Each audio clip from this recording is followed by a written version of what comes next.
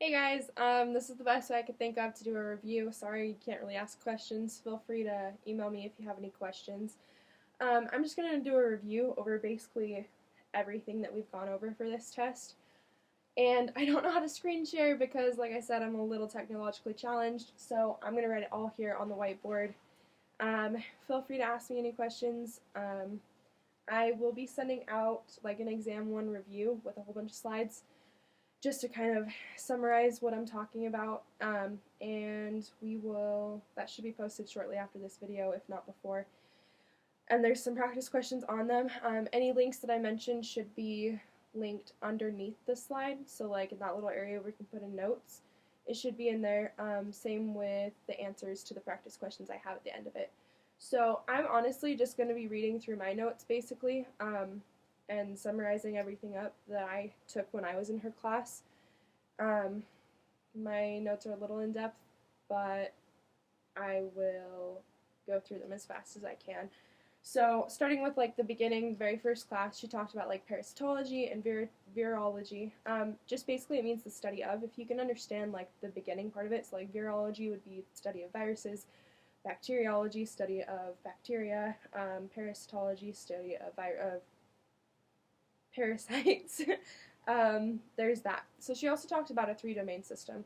Um, and those three domains are bacteria, archaea, and eukarya. Remember that bacteria and archaea are prokaryotic, whereas eukarya is only eukaryotic. And she might ask a couple questions about like,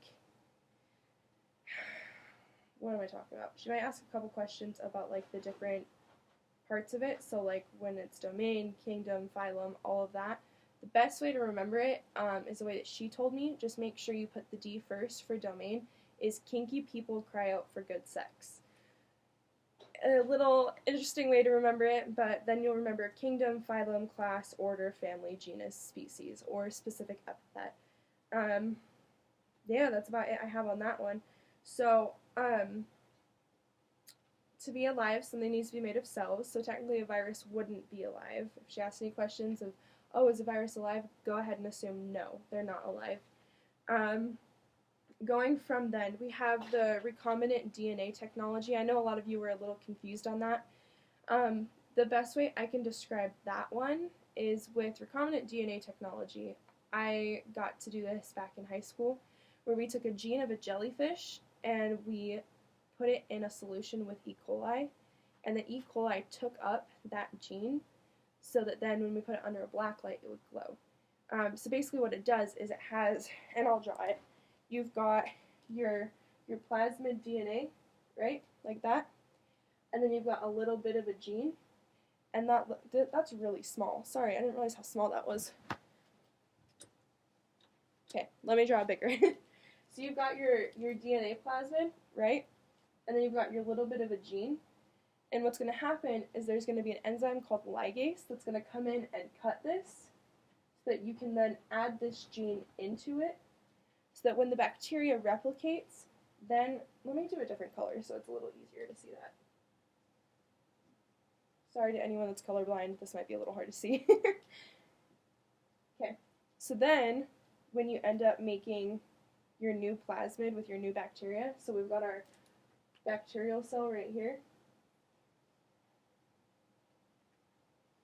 you're going to have the bacterial component of the original species, and it's going to have whatever that new DNA is in it, which can give it different properties, which we'll learn about later on in the semester. It can cause like endotoxins and exotoxins, and it can really change the way that this bacteria ends up growing and what properties it does have.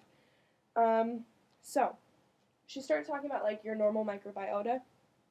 Every person has specific bacteria that's on their skin that's like normal to them. So you could have like strep on your arm, streptococcus, but then if it got in your respiratory tract, that's what would make you sick because it's not in the right area anymore. And that's just kind of what she was talking about with that. Another thing I wanted to talk about from this chapter was biofilms.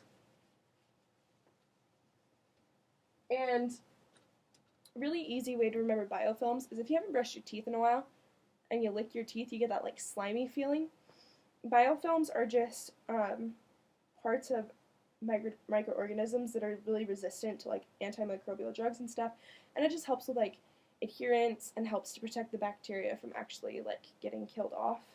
Um, and so it's really protective of the bacteria and making sure that the bacteria can actually still survive in that environment.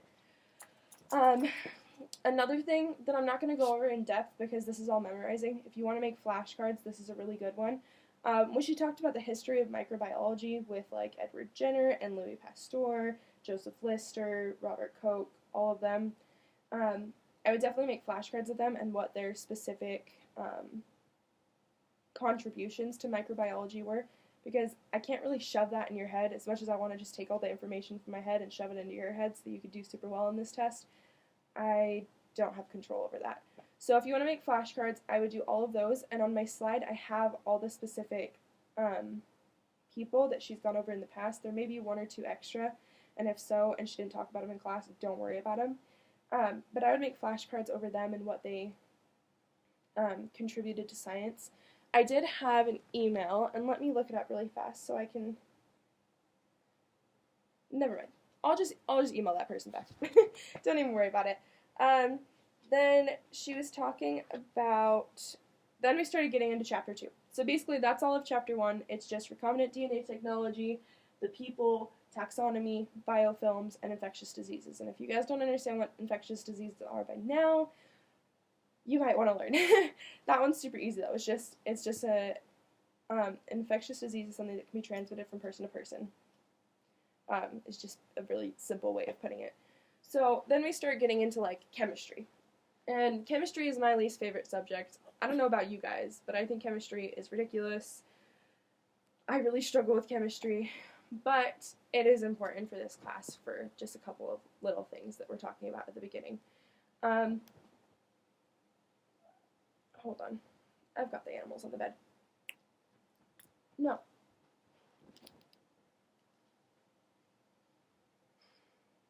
Go. Okay. Sorry, the computer might bounce a little bit. I can't get them off the bed. Okay, so we have we've got our basic atom, which is like the building block of everything. Our atoms are the building block of literally everything. And within the atom, we have protons, neutrons, and electrons. Remember that electrons have a negative charge, neutrons have no charge, and protons have a positive charge. That's another memorization thing. And so from that, if you have a positively charged, oh my gosh, if you have a positively charged atom, you have a cation. And the way I remembered that is if you write out cation,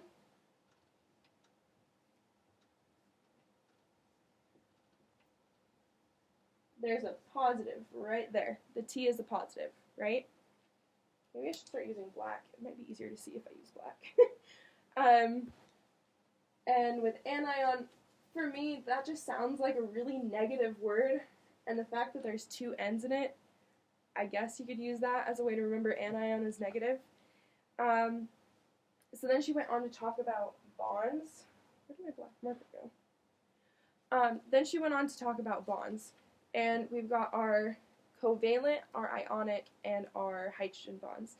So hydrogen bonding is more of an attraction between hydrogen and oxygen, or hydrogen and nitrogen, which will make more sense in a second. But with covalent bonds, when you think of like co-parenting, you're sharing the parenting duties.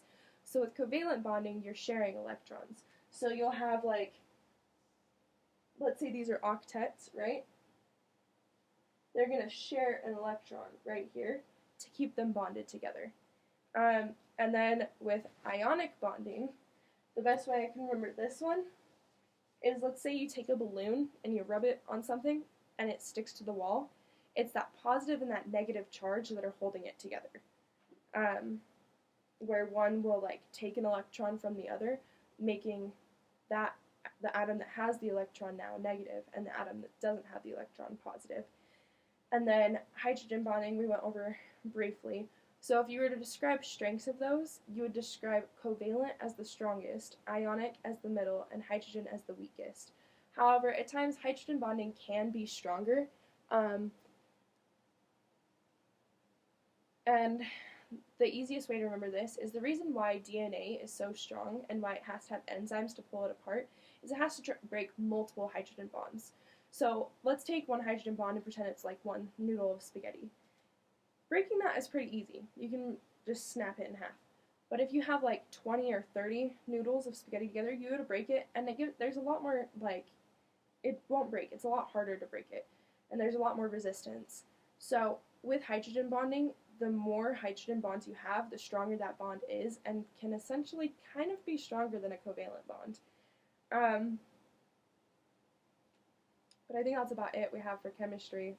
Now we'll get into our macromolecules. Let me see if there's anything else I'm forgetting. Just kidding, we're not done with chemistry. Okay, so we talked about anabolic and catabolic processes. So anabolic, the way I remember this, is anabolic steroids. Like, you think of someone taking steroids and they get like super jacked and ripped. And that's like, anabolic is building, so like building muscles. And then catabolic, I think catastrophe. So like if a hurricane or a tornado were to go through somewhere, it would rip everything apart. And we call like really severe hurricanes or tornadoes catastrophes. So an important example that she went over of each of those is dehydration synthesis. That's going to make your proteins, and it's going to make your DNA, I believe. If I'm wrong, I shouldn't be wrong. DNA. So it'll make DNA by essentially pulling water out of the system. So let me draw this so I can make it a little easier. So you've got like molecule A and molecule B, and that'll go to form a bigger molecule, molecule C, right? And in that process, it's taking out water. So that would be your dehydration synthesis. And like, think of if you're really dehydrated, you're low on water. So it's taking out water there.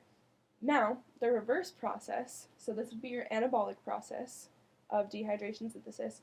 For a catabolic process, you're going to be taking C and breaking it down into B and A using water. So you would have to add water to the system in order for it to break these molecules apart. And that would be our hydrolysis, which is an example of a catabolic reaction. And then the last thing that I wanted to talk about with that is, that's not going to come off. The last thing I wanted to talk about with that was pH. So pH is super important in literally every process. But she gave an example where you had your like a pH scale, and one of the practice questions actually asks a lot about this. Just remember that like going from like 1 to 2 and 2 to 3 and 3 to 4, each of these has 10 times the amount of hydrogen concentration. That's still really small. Okay, I'll make it bigger. 1, 2, 3. Alright, so going from here to here has 10 times the amount of hydrogen concentration. So if she were to give you an example where she was like, alright, well, you have lemon juice and you have vinegar. And I don't know the exact pHs on it, so I'm just going to use them as a brief example. But she was like, the pH difference, or like pH of lemon juice is like 4 and pH of vinegar is 6. What's the difference in hydrogen concentration? You would take 10 times and then you'd go up another time, right? Because there's two different, you go from, what did I say, 4 to 5, and 5 to 6. So you're going to times that by 10 to give you 100 times more hydrogen concentration. I hope that makes sense. Again, if you have any questions about that one, email me. But that one's pretty straightforward, just that each change in pH to the next one is 10. And we use, she might have talked about logs a little bit, but if you can understand that, you should be good. Dang it.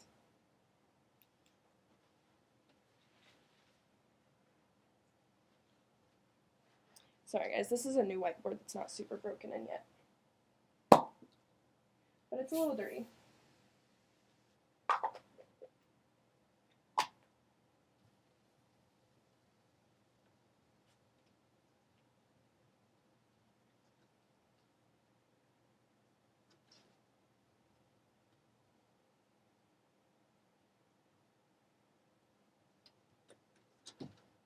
That's not going to work either.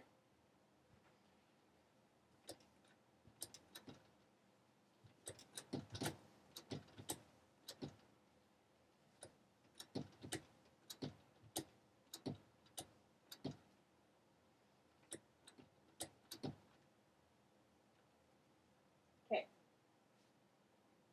I love that. Okay, so the next biggest thing was all of our macromolecules. So we've got carbohydrates, we have lipids, we have proteins, and we have nucleic acids. So she likes to ask kind of questions to make sure that you understand everything. The biggest one she might ask is, like, what's a monomer? So a monomer is like one part, and a polymer would be multiple of those monomers strung together. So like the basic building block is also another name for, is like the colloquial term for monomer. So if she asks you what the basic building block of, let's say, a carbohydrate is,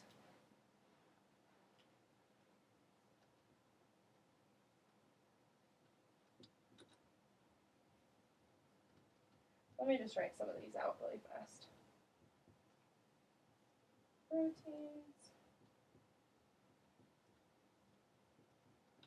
and nucleic acids should be fine.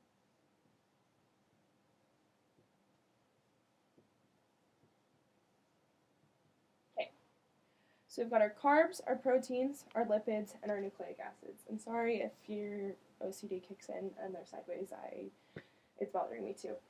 So, with each of those, your basic building block for a carbohydrate would be a saccharide. And I have a really, really good video posted underneath one of the slides, I think the beginning slide for macromolecules, about all this by the Amoeba Sisters. I would definitely recommend it. But, so that's your basic building block. For lipids, you don't really have one. You don't have a basic building block and you don't have a polymer. So we can just go ahead and forget about that one. For proteins, your basic building block is an amino acid.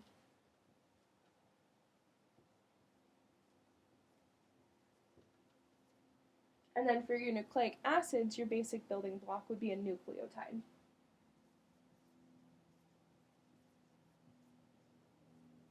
So, then for our polymers, which is basically just lots of them together, right? So for a carb, you're going to have a polysaccharide. Super creative, right?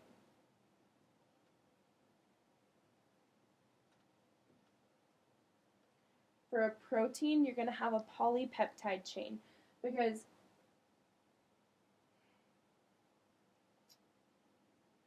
it sounds weird to say polyamino acid. So, you're going to have your polypeptides, and for your nucleic acids, your polymer of nucleotides is just going to be either DNA or RNA. Okay. So, there's that. So let's break them down a little bit more. With your carbohydrates, that's going to be things like your sugars, your starches, basically everything everyone wants to avoid in today's diets. So with that, we've got our monosaccharides, like we said, we've got our monosaccharides, which is just one saccharide. We've got our disaccharides, which is two monosaccharides, and then we've got our polysaccharides, which is multiple. So, examples of monosaccharides would be glucose, fructose, and galactose. If she's mentioned any of these examples more than once, odds are she might use it on the test.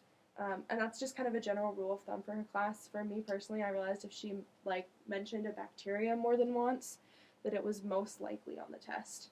So I started making notes of those, and I would definitely suggest that you guys do that as well. And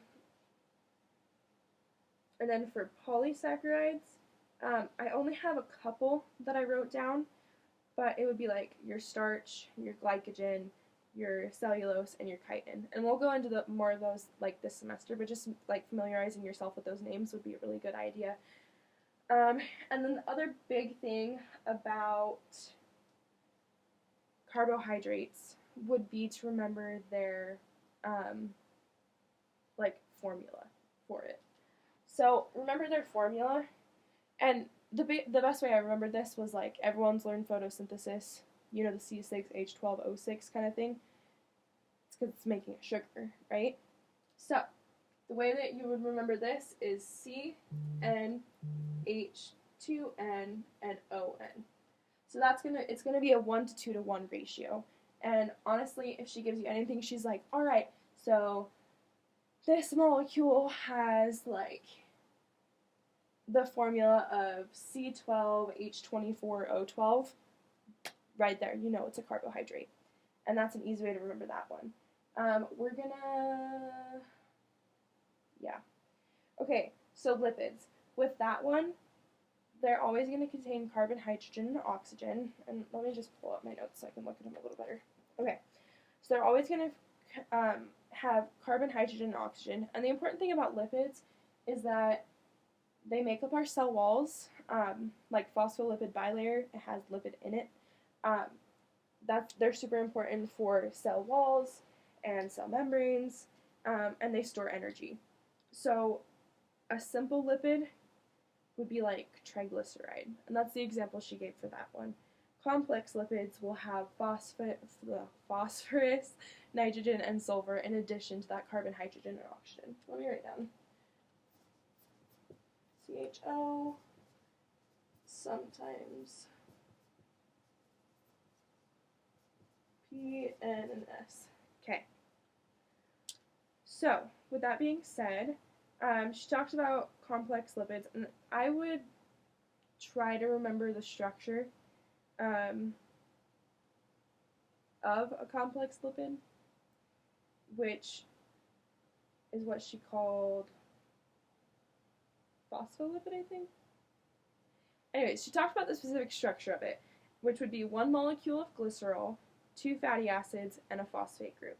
And that's super important to remember, like, that phosphate group and the 2 fatty acid tails, because when we talk about, if we ever were to ever talk about, like, saturated versus unsaturated, that's where that kink comes from. So, is based on those fatty acid tails. And then the other one she talked about is steroids. Now, cholesterol is an example of steroids in, like, when we talk about lipids. And that's super important in membranes, and that's the source of most steroid hormones. So, yeah, I think that's about all we have with that. Oh, another important thing. Remember hydrophilic versus hydrophobic?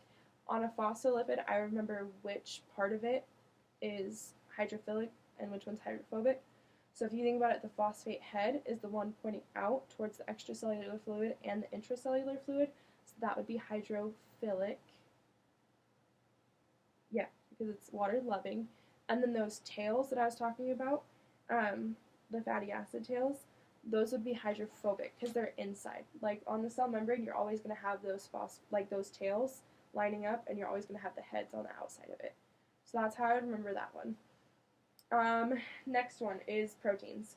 So proteins, and I'll get a little bit more into it after we go over all of the molecules, just because nucleic acids and proteins pretty much go hand in hand. So here's what we'll talk about with that. So with proteins, they're always going to have carbon, hydrogen, oxygen, nitrogen, and sometimes sulfur.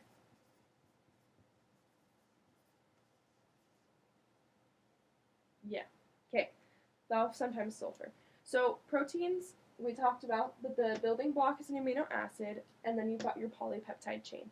So proteins are going to initially form this giant chain through protein synthesis, which I will go over in a second. And after it forms that chain, it'll fold so that it can finish whatever process it needs to, whether it becomes an enzyme or protein like a receptor within the cell membrane, or a channeling protein. Like, they have lots of functions, but they do have to fold before they can get there. So that same AP Bio class I was talking about in high school, my teacher was super crazy, but she had a really good way of remembering this. So she would say primary structure, like just randomly in the middle of class, and we'd have to hold our arms out like a chain. And then she would say secondary structure. Now in secondary structure, it will form into an alpha helix or a beta pleated sheet. So we'd sit there and try to do like an alpha helix, right? Or we'd do this for like a beta pleated sheet. And then it'll form tertiary structure if it needs to go that far. And so we'd all curl up into little balls, because that's when it starts really forming into whatever shape it needs to be in. So we'd curl up into little balls. And then she would say quaternary structure, and everyone at our table, because we'd be in tables, would have to like come together and clump up into a ball. Because quaternary structure, there's multiple like individual proteins. There's multiple individual proteins that will come together to make that whole protein. Yes. Proteins, however, can be denatured through a couple things. A change in pH, change in heat, salt concentration. All those things can lead to make these proteins kind of just unwind and not be able to do their job anymore. Because if they're not in the shape that they're like supposed to be in, they're not going to be able to do their job.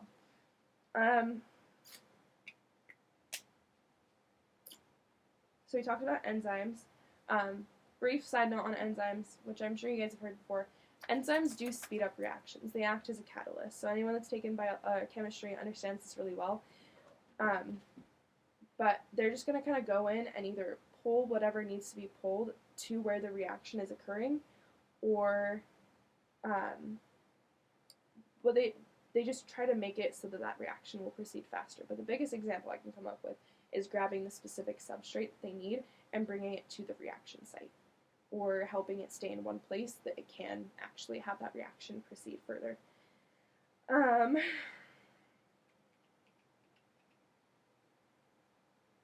think that's it on proteins for now.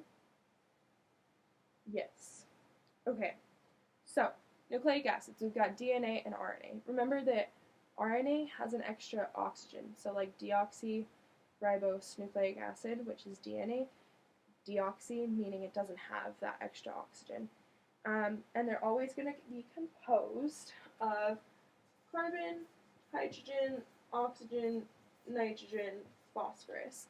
And if you can understand the structure of nucleic acids, that will make a lot more sense. So I kind of want to draw this. Okay, so we talked about nucleotides. That's what makes up, that's the monomer of nucleic acids, and then your polymer would be either your DNA or your RNA. And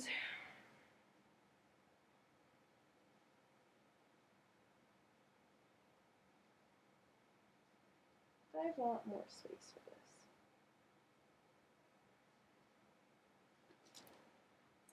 Let me see if I can slide the computer over.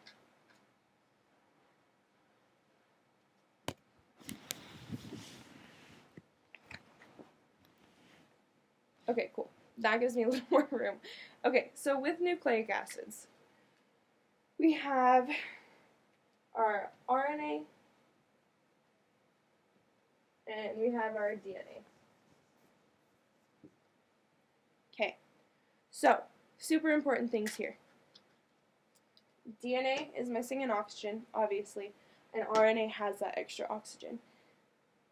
But more than that, they have different base pairing, like just a little bit.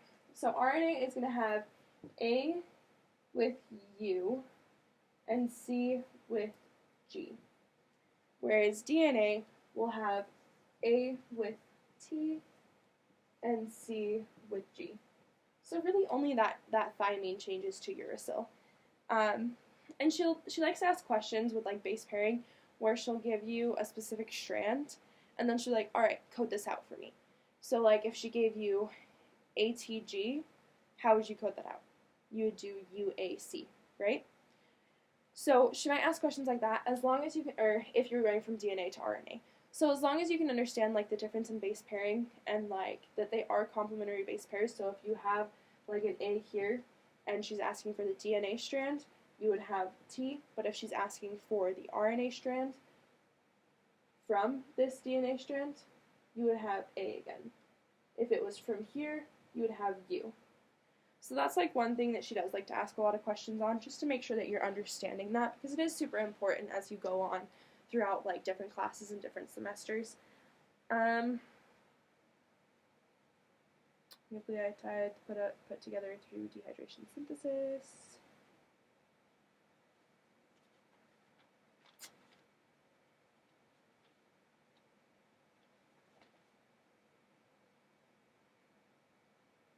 Okay.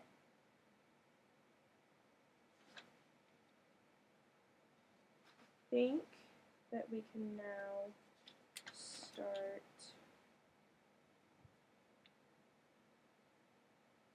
going through everything.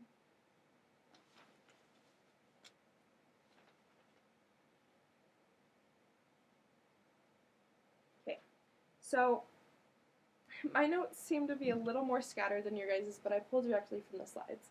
So, we'll talk a bit on protein synthesis, and then we'll talk about ATP on the next video. But I wanted to give you guys this one as like basic rundown of everything that was in the last review, because I know that the last review, the audio didn't really work. So I wanted to give this one as a brief like kind of intro, and then I'll come back and do the other stuff. So stay tuned for the other video.